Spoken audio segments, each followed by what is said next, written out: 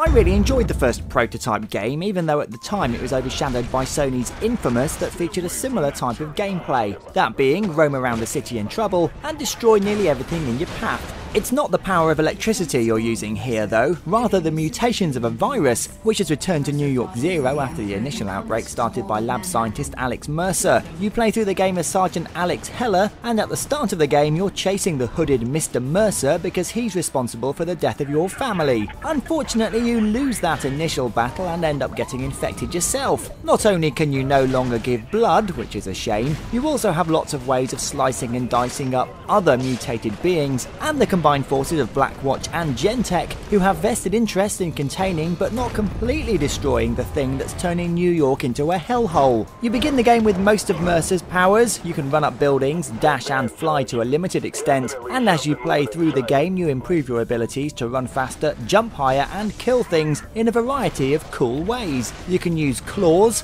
hammer fists, blades, and later on the uber powerful whip fist to grab people and objects from afar and swing them around your head. You can even hijack helicopters and rip a turret off a tank and beat it round the head with it. It's proper chaos, but also a lot of fun. As well as the main story events to play through, there are also plenty of side missions to take part in, which there are many of, but not too many to overwhelm you. The main action usually involves the repetition of hunting somebody down using a new radar you can send out to ping your subject, infiltrating bases and underground lairs to destroy things, and also being stealthy. When you're in disguise, you can only absorb people who aren't being watched by anyone else. But still, you'd think someone standing right next to them would still notice as they get eaten. People complain if I try to eat a burger on the train. The story of a virus outbreak and companies having a vested interest in destroying or keeping it isn't all that original, and the characters also aren't fleshed out enough to care about them, but in this case, it doesn't really matter, as it's just a lot of fun smashing everything up, morphing into another form and hightailing it out of trouble.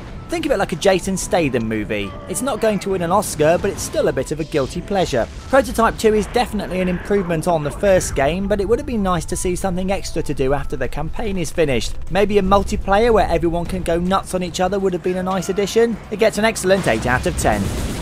You've been watching a review from Gamesweasel. If you want to get the show each week, which includes video game reviews, news, previews, competitions and special features, then head over to Gamesweasel.com for our video podcast, Gamesweasel TV. Gamesweasel.com